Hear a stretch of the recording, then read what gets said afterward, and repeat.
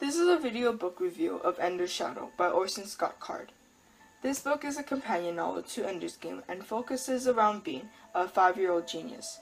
Born in a lab, he escapes alone less than a year old after an attack in the lab. Somehow surviving by himself for years, we see Bean being named by the gang leader Poke, who was making fun of his short stature. Unaffected by this, he helps Poke and her gang get food by gaining them access to the soup kitchen.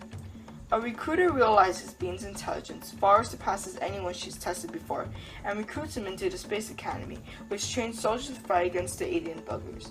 Once he is in the school, he easily surpasses everyone else, including the other prodigy, Ender.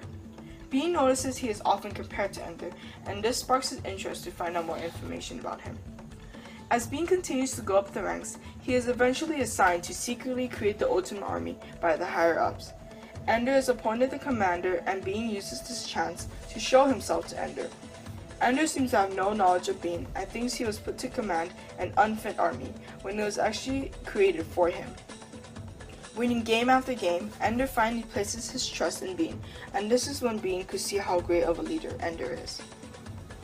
Bean eventually notices a difference in the attacks and games given to them.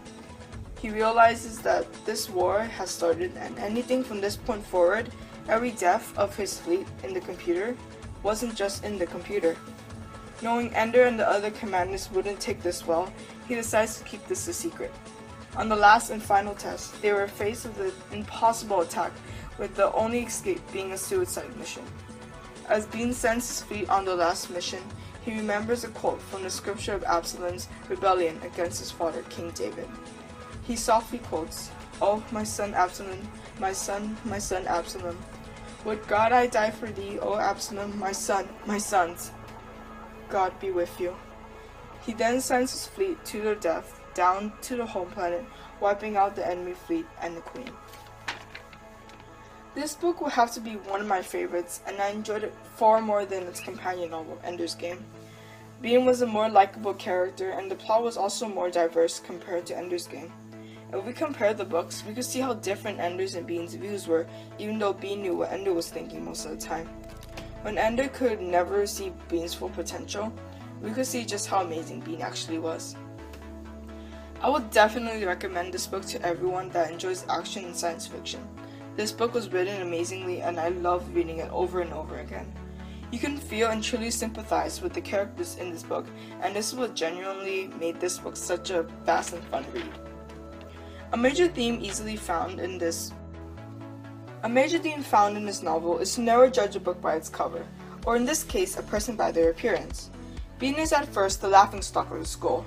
As he quickly completed classes and eventually joined the older students, the others soon realized his brilliance. While other students were playing around and not understanding the real reason for the school, Bean was effortlessly hacking into the system and evaluating every student. He was also figuring out the school's plan and was always one step ahead. Bean is also seen as incompetent by Ender, the main commander of the fleet, which in reality, Bean would have been a far greater commander if not for his inability to socialize well with others.